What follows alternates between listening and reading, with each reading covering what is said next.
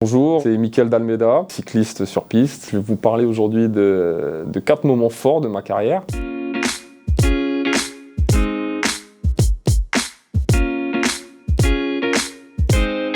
Premier moment fort, ce serait à l'âge de 18 ans où j'ai intégré l'INSEP, l'Institut National des Sports, à Vincennes, et où j'ai côtoyé plein de grands champions et de championnes. C'était un super moment de pouvoir côtoyer au quotidien autant de grands champions. Les Jeux Olympiques de Londres en 2012, où avec mes équipiers, on partait uniquement pour gagner, que pour la médaille d'or, et puis on a fait deuxième. On a été battus par nos meilleurs ennemis, les Anglais. On s'y attendait pas, et voilà, ça devait être une belle fête, un moment exceptionnel d'une carrière, et nous, on l'a vécu comme un échec. J'ai mis plusieurs années à m'en remettre de ça, alors que c'était une médaille olympique. On l'a vécu comme un échec, donc voilà tout le paradoxe de ce moment fort.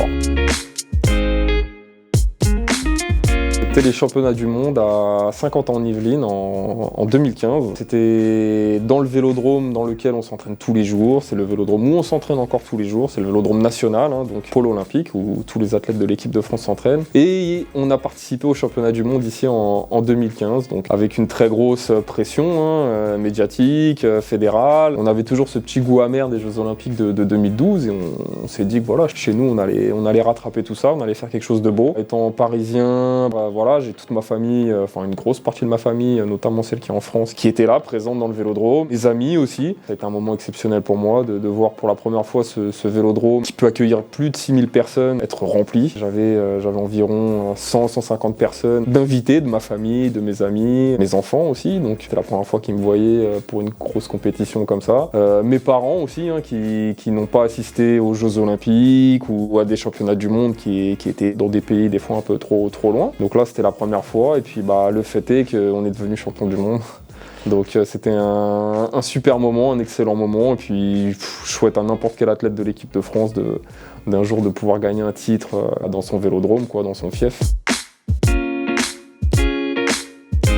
C'est les derniers Jeux Olympiques en date, ceux de Rio, donc 2016, où on était dans la tourmente, une préparation très compliquée, avec un manque de confiance aussi évident de la part de ceux censés nous accompagner vers la plus haute marche olympique. Donc c'était à titre personnel la première fois que je sentais autant de relâchement, de manque de soutien et puis de volonté de réussir.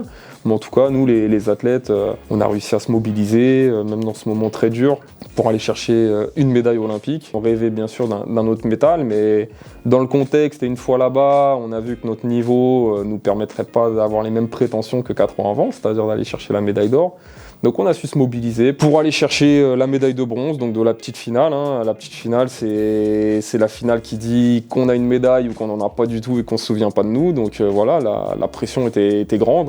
Moi, personnellement, j'avais pas vécu beaucoup de petites finales dans ma carrière. Donc voilà, ce sentiment de monter sur une piste pour une finale, puis de pouvoir peut-être perdre et de repartir bredouille, c'est un sentiment particulier, mais avec mes équipiers, on a su se regarder dans le blanc des yeux, se montrer mutuellement qu'on avait de la confiance, sans pour autant avoir besoin du soutien extérieur qu'on avait eu sur les compétitions précédentes. Et puis tout s'est bien passé. On a réussi à battre notre adversaire direct et puis d'avoir une médaille olympique. Aussi paradoxal que ça puisse paraître, c'est le métal le moins prestigieux qu'on ait pu gagner aux Jeux Olympiques, mais c'est peut-être un des meilleurs souvenirs. Et puis la médaille la plus durement gagnée finalement. Et donc, contrairement à 2012 où j'ai vécu ça comme un échec, là j'ai vécu ça comme une grande victoire. Et puis voilà, aujourd'hui j'en suis très satisfait et je le serai toujours.